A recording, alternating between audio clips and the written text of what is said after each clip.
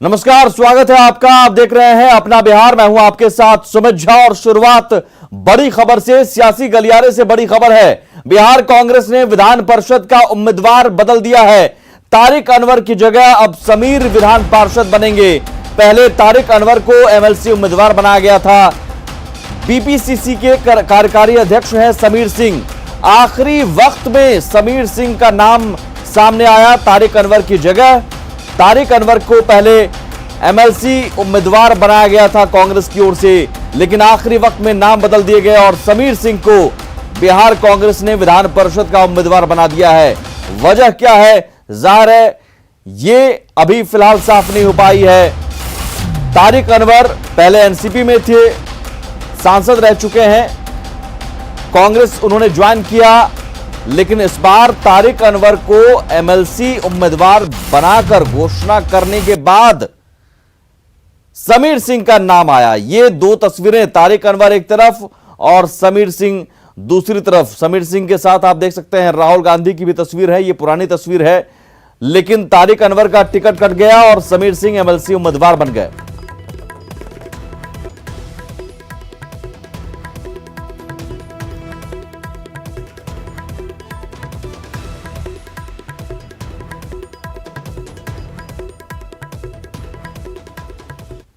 Seat के लिए तारिक अनवर साहब का चयन हुआ था, लेकिन ऐन वक्त पर प्रत्याशी का नाम जो है वो बदल गया है। अब समीर सिंह कांग्रेस की तरफ से प्रत्याशी होंगे। आज नामांकन का आखिरी दिन है। सर, अचानक से नाम में तब्दीली आ गई, नाम चेंज हो गया, ऐसा?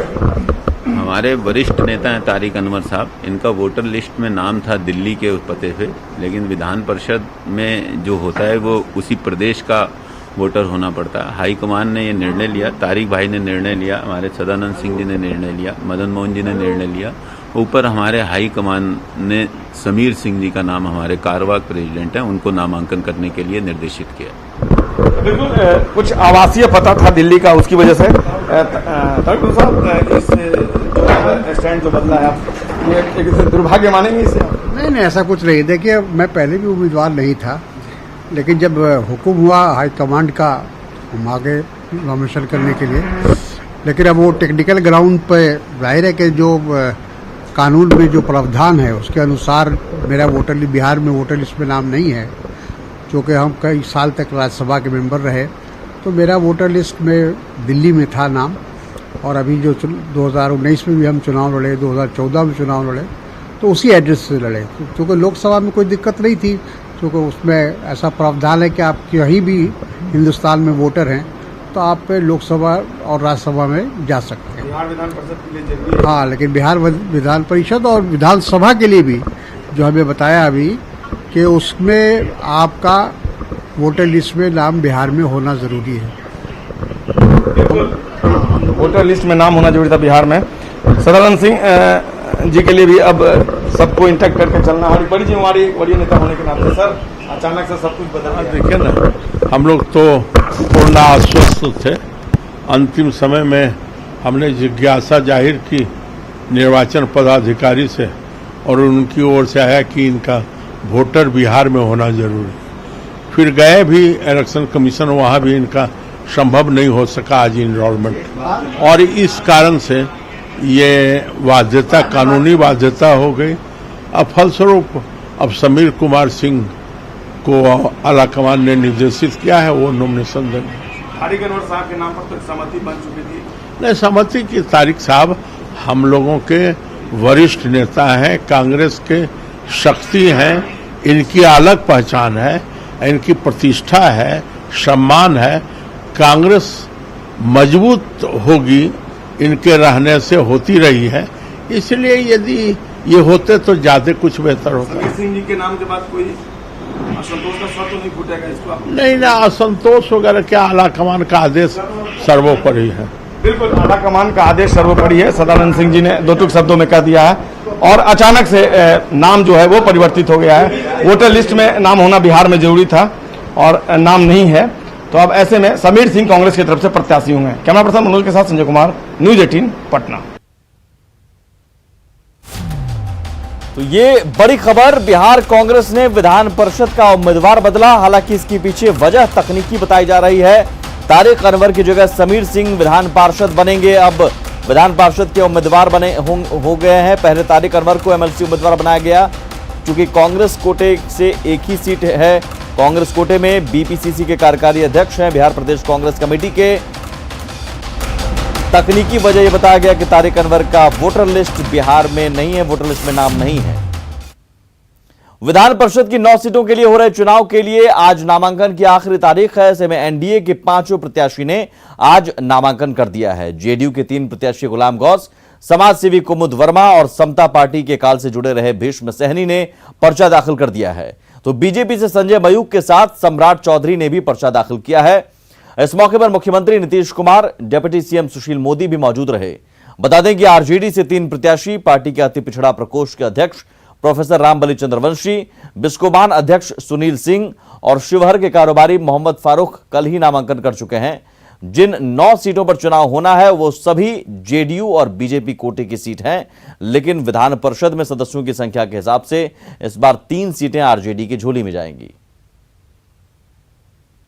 बीजेपी की तरफ से सम्राट चौधरी ने यहां नामांकन कर दिया है। हमारे साथ सम्राट चौधरी मौजूद है। नामांकन कर दिया आपने, कैसा महसूस कर रहे हैं और क्या आगे की क्या रणनीति होगी?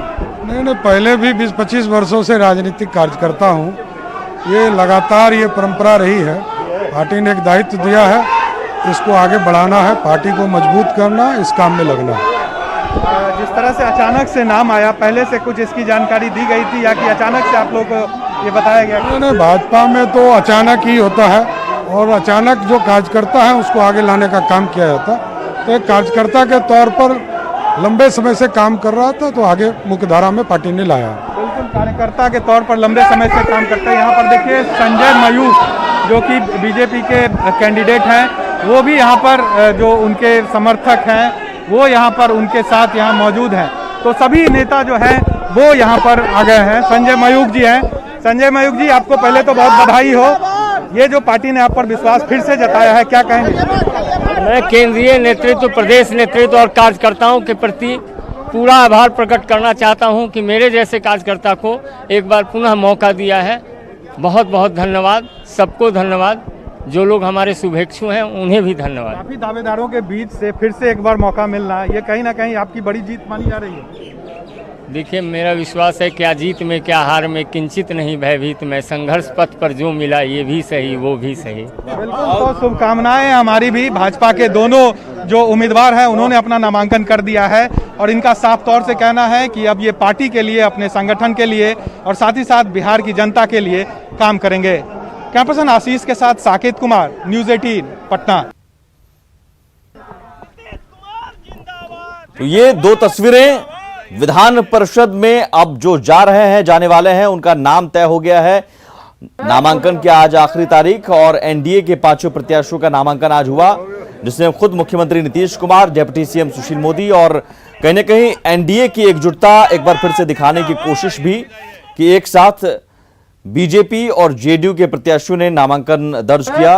बीजेपी की ओर से सम्राट चौधरी और संजय मयूख ने, जबकि जेडीयू की ओर से भीष्म सहनी, कुमुद वर्मा ने नामांकन दाखिल किया। जेडीयू और बीजेपी प्रत्याशियों के नामांकन की तस्वीरें।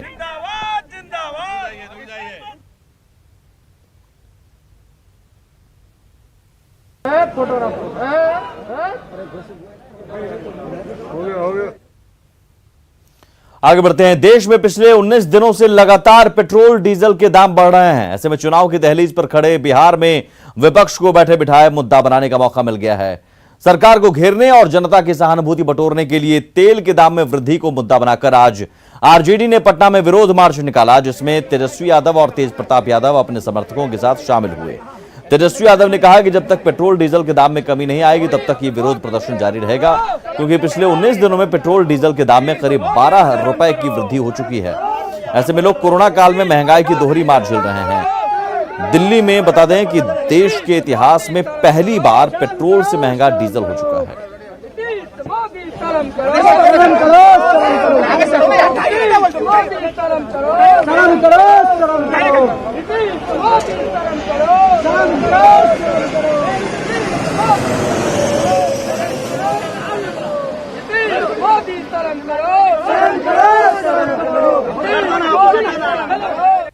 मैं महंगाई की मार को झेल रहा है और सब लोग जो है परेशान है। इसको लेकर के राष्ट्रीय जनता दल जो है, जो लगातार 20 दिनों से वृद्धि हो रही है, हम लोगों से पूछना चाह रहे हैं, क्या भारत की सरकार लगातार 20 दिनों से पेट्रोल डीजल महंगा होता जा रहा है, बल्कि कच्ची तेल की कीमतें इंटरनेशनल मार्केट में कम हो रही है, तो क्या भारत की सरकार जो है अच्छा काम कर रही है? ये हम देश की जनता और बिहार की जनता से पूछना चाहते हैं कि लगातार इतिहास में ऐसा पहली बार हुआ कि डीजल का दाम जो है पेट्रोल से भी महंगा हो गया। इसको लेकर राष्ट्रीय जनता दल कड़ा विरोध करता है। हम लोग जो है गरीबों की बात करते हैं, आम नागरिकों की बात करते हैं, किसानों की बात करते हैं, व्यापारियों की बात करते हैं, सब जो है मार झेल रहा है और ये सरकार केवल पूंजीपतियों का काम कर रहा है। इसलिए राष्ट्रीय जनता दल ने तय किया है कि हम जो है इसका सांकेतिक रूप से हम लोग विरोध करेंगे, इसलिए आज साइकिल से हम लोग निकले हैं। वहीं आज देश के चारों महानगरों सहित पटना और रांची में पेट्रोल और डीजल की कीमतें क्या हैं, इस पर भी नजर डाल लीजिए। तो दिल्ली में लगातार दूसरे दिन पेट्रोल से महंगा डीजल आज है। पेट्रोल के दामों में 14 पैसे का आज इजाफा हुआ और डीजल के दाम में भी बढ़ोतरी हुई है। 16 पैसे प्रति लीटर की बढ़ोतरी हुई डीजल की कीमतों में। दिल्ली में देखिए पेट्रोल आज 79 रुपए 92 पैसे, जबकि डीजल 80 रुपए 2 पैसे। 80 के पार अब डीजल की कीमत पेट्रोल से भी ज्यादा, ये पहली बार हुआ है। मुंबई में पेट्रोल 86 रुपए 70 पैसे, जबकि डीजल 78 रुपए 34 पैसे प्रति लीटर। चेन्नई में पेट्रोल 83 रुपए 18 पैसे प्रति लीटर, डीजल 77 रुपए 29 पैसे प्रति लीटर। कोलकाता में 81 रुपए 61 पैसे प्रति लीटर, जबकि डीजल 75 रुपए 18 पैसे प्रति लीटर। और वहीं पटना की बात करें तो यहां पेट्रोल 82 रुपए 91 पैसे प्रति लीटर आज कीमत है, डीजल 77 रुपए। रांची में 79 रुपए 90 पैसे, जबकि डीजल 76 रुपए 3 पैसे। तो पेट्रोल डीजल के लगातार बढ़ते दाम पर जहां आरजेडी ने विरोध मार्च निकाला, वहीं आम लोग भी तेल के बढ़ते दाम से परेशान हैं। पटना के लोगों की माने तो पिछले एक सप्ताह से लेकर 10 दिनों तक राजधानी में पेट्रोल और डीजल की कीमतों में बढ़ोतरी से उनकी जेब पर काफी असर पड़ा है। लोगों का कहना है कि पेट्रोल और डीजल की कीमतों में वृद्धि से महंगाई भी बढ़ रही है। कुछ लोगों से बात की हमारे सहयोगी संजय कुमार ने। पेट्रोल और डीजल की कीमतों में जो बढ़ोतरी हुई है उसके विरोध में तेजस्वी यादव आज सड़क पर उतरे हुए हैं। इस वक्त हम राजधानी पटना के एक पेट्रोल पंप की तस्वीर दिखा रहे हैं और देखिए जो है डिस्प्ले इस पर दिखाया गया है कि पेट्रोल की कीमत 82 रुपये 91 पैसे है, यानी 82 रुपये 91 पैसे प्रति लीटर तेल की कीमत जो है पेट्रोल की निर्धारित की गई है। दूसरी तरफ डीजल की जो कीमत है वो यहाँ पर आपको दिखाया गया कि 77 रुपये डीजल की कीमत आज के डेट में पटना में है। जाहिर सी बात है पिछले एक हफ्ते में डीजल और पेट्रोल की कीमतों में उतार चढ़ाव देखने को मिला है। जो आम लोग हैं वो क्या सोचते हैं, अभी आज के पहले आपने कितने दिन पहले पेट्रोल लिया था? अभी तो हमने 5 दिन पहले पेट्रोल लिया था। उस दिन क्या कीमत थी पेट्रोल की? आज 82 रुपये 91 पैसे है। उस दिन क्या? मतलब उस टाइम तो हमने केयर नहीं किया, हमने पैसा दिया चलते बने, लेकिन अभी जो हम देख रहे हैं कि फिर पेट्रोल का दाम बढ़ रहा है। कितना असर पड़ता है आपकी जेब? बहुत ज्यादा जेब पर असर पड़ रहा है। हम लोग का इनकम है नहीं, अब पेट्रोल का दाम बढ़ रहा है, डीजल का दाम बढ़ रहा है, हर चीज का महंगाई बढ़ रहा है। इसका असर दूसरी चीजों पर भी पड़ेगा, दूसरी वस्तुओं की कीमत भी बढ़ेगी लगता है? बिल्कुल बिल्कुल बढ़ेगी। क्या नाम है आपका? मेरा नाम मोहम्मद इकबाल हुआ। मोहम्मद इकबाल जी बता रहे हैं कि जाहिर सी बात है अगर पेट्रोल और डीजल की कीमतों में बढ़ोतरी होगी तो उसका असर दूसरी चीजों पर पड़ेगा। जो लोग हैं यहाँ पर पेट्रोल पंप कर्मी, उनसे बात कर लेते हैं। ये बताइए पिछले एक हफ्ता में कितना? सर हमने और जो लोग हैं उन्हीं से बात कर लेते हैं। पिछले एक सप्ताह में पेट्रोल और डीजल की कीमतों में कितना अंतर देखने को मिला है? कितना पहले 76 था, अब लग 86 हो गया है। कितने दिन पहले 76 रुपये लीटर था? 10-15 दिन ये हो रहा है। पेट्रोल की कीमत आप बता रहे हैं? हाँ। तो उतार चढ़ाव हो रहा है फिलहाल कीमत में। क्या नाम है आपका? संतोष कुमार। संतोष बता रहे हैं कि उतार चढ़ाव देखने को मिल रहा है। जो दूसरे लोग हैं उनसे भी हम बात कर लेते हैं। ये बताइए अभी से कितने दिन पहले आपने पेट्रोल लिया? 3 दिन पहले। 3 दिन पहले। कितना वेरिएशन आ रहा है रेट में? बहुत ज्यादा असर पड़ रहा है जेब पर इसका? क्या जेब पर भी असर पड़ रहा है इसका? कर रहा है, पड़ रहा है। फिर से एक बार पेट्रोल और डीजल की कीमतें जो है ऊपर जा रही है। ऊपर जा रही है। क्या नाम है? आदर्श आदर्श हैं और बता रहे हैं कि निश्चित तौर पर जिस तरीके से कीमतों में उतार चढ़ाव हो रहा है उससे जेब पर असर पड़ रहा है। निश्चित तौर पर इस तरीके से पिछले 10 दिनों की अगर बात कर लें तो कीमतों में लगातार बढ़ोतरी होती गई है और ऐसे में पटनावासी भी पेट्रोल की इस बढ़ती कीमतों को लेकर चिंतित दिख रहे हैं। कैमरा पर्सन मनोज के साथ संजय कुमार, न्यूज 18 पटना। बिहार में कोरोना संकट के बीच एक बार फिर आसमान से कहर टूटा है। अलग अलग जिलों में वज्रपात से 25 लोगों की मौत हो गई है, जिसमें सबसे अधिक गोपालगंज में 13 लोगों की मौत हुई है, जबकि सिवान में 5 और नरकटियागंज में 2 लोगों की जान गई है। मोतिहारी में 2 और मधुबनी के फुलपरास में भी वज्रपात से दंपति की मौत हो गई, जबकि दरभंगा में 1 शख्स की मौत हो गई है। गोपालगंज, सिवान, बेतिया और मधुबनी में सुबह से बारिश हो रही है और इस दौरान बिजली गिरने से लोगों की जान भी गई है। बता दें कि गोपालगंज के कटैया, मांझागढ़, उचका गांव और विजयपुर में वज्रपात से 13 लोगों की जान गई है। तो आसमान से मौत बरसी है बिहार में। एक तरफ कोरोना की मार है और दूसरी तरफ आसमान से मौत आज बरसी है, जिसमें पूरे बिहार भर में 25 लोगों की मौत हो गई। सबसे ज्यादा गोपालगंज में 13 लोगों की मौत हुई है, सिवान में 5 की मौत हुई है, मधुबनी में भी 2 की मौत हुई है, मोतिहारी में भी 2 की मौत हुई है। ऐसे में जरूरी है कि आप एहतियात बरतें। इस वक्त चूंकि भारी बारिश का अनुमान है और उसी के मुताबिक बारिश हो रही है, वज्रपात की भी आशंका है, इसलिए घरों से बाहर ना निकले, जरूरी जब तक ना हो।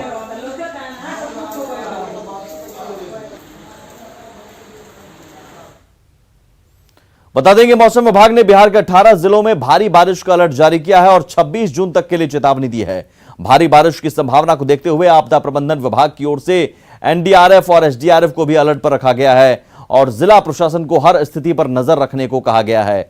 मौसम विभाग के मुताबिक अरब सागर और बंगाल की खाड़ी से आ रही नमी और टर्फ लाइन के कारण उत्तर बिहार के इलाकों में भारी बारिश की चेतावनी दी गई है, क्योंकि बुधवार को झारखंड से जो टर्फ लाइन गुजरी थी वो दक्षिण बिहार की तरफ शिफ्ट हो गई है और दक्षिण बिहार में भी हल्की बारिश का पूर्वानुमान जताया गया है। वहीं किशनगंज, अररिया, सुपौल, पूर्णिया, मधेपुरा में भी भारी बारिश की चेतावनी जारी की गई है।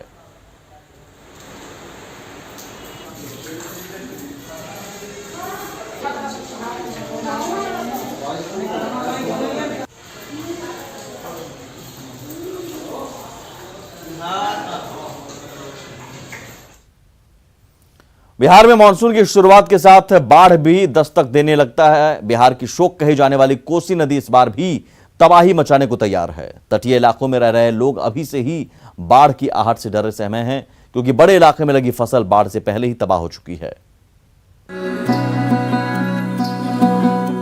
ये मनोरम दृश्य भले ही लगता हो, लेकिन इन खूबसूरत तस्वीरों के पीछे छिपी है बिहार के बड़े इलाके में हर साल होने वाली बदहाली और बाढ़ की त्रासदी।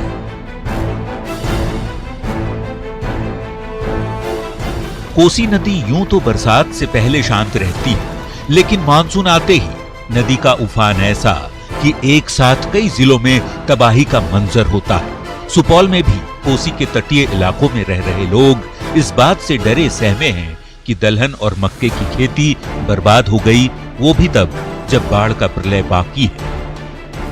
बहुत गड़बड़ स्थिति है, रहने का ठिकाना नहीं है, कोई फसल का कुछ संभावना नहीं है। अभी तो बाढ़ आया है नहीं, इसको बाढ़ आएगा तो हम लोग को यहाँ से भास भी सकते हैं। बाढ़ से तबाही के बीच पुनर्वास की मांग हर साल होती है। सरकार की ओर से अमल भी किया जाता है, लेकिन वो ऊंट के मुंह में जीरे के समान ही है। कोई सूचना नहीं अभी तक है। हम लोग को तो बहुत बड़ा दिक्कत है। फसल भी मूंग वगैरह सारा चीज दहा गया है, सारा चीज धान भी दहा गया, बो किए थे वो भी चला गया। क्या करें, मकई भी देख रहे हैं सब एकदम वो हो गया है। नेपाल के रास्ते बिहार आने वाली कोसी नदी हर साल बड़ी तबाही मचाती है। फसलों को तो नुकसान होता ही है, जान माल की भी क्षति होती है। ऐसे में यदि आस है तो बस कोसी मैया से शायद फरियाद सुन ले।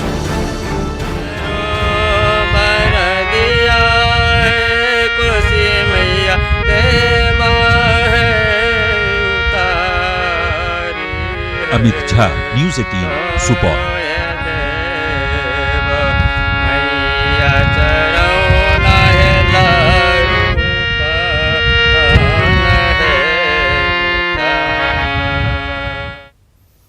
खबर खबर वैशाली के भगवानपुर से है, जहां एक युवती की सरेआम पिटाई का मामला सामने आया है। हद तो तब हो गई जब युवती को मारते पीटते ऑटो से उतार लिया गया और उसका बाल पकड़कर भीड़ ने मारते पीटते और गाली गलौज करते हुए उसे एक कमरे में बंद कर दिया।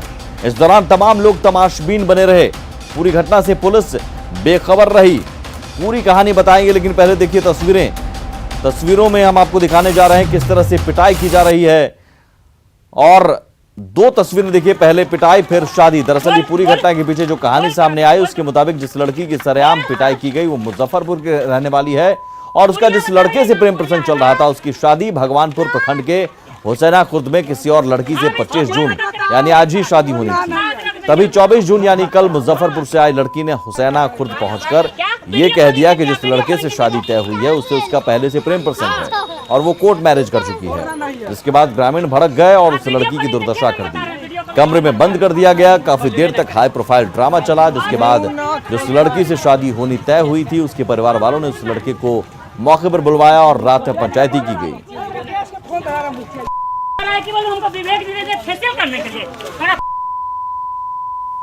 तो हम पूरी तस्वीर पहले दिखाना चाहेंगे, पिटाई की पहले, दो तस्वीरें बाद में दिखाएंगे। पहले पूरी तस्वीर दिखाएंगे और देखिए किस तरह से पिटाई की गई और देखिए किस तरह से बाल पकड़कर घसीटा गया। उस लड़की को घसीट कर ले जाया गया, उसके साथ गाली गलौज किया गया। इस दौरान वहां मौजूद भीड़ तमाशबीन बनी रही।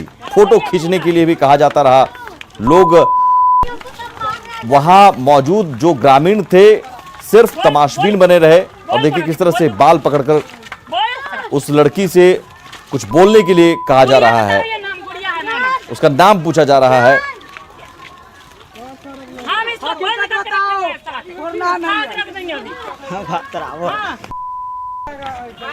क्या वीडियो कॉलिंग देखिए, आप वीडियो कॉलिंग और इसी के साथ इस बुलेटिन में इतना ही। नमस्कार।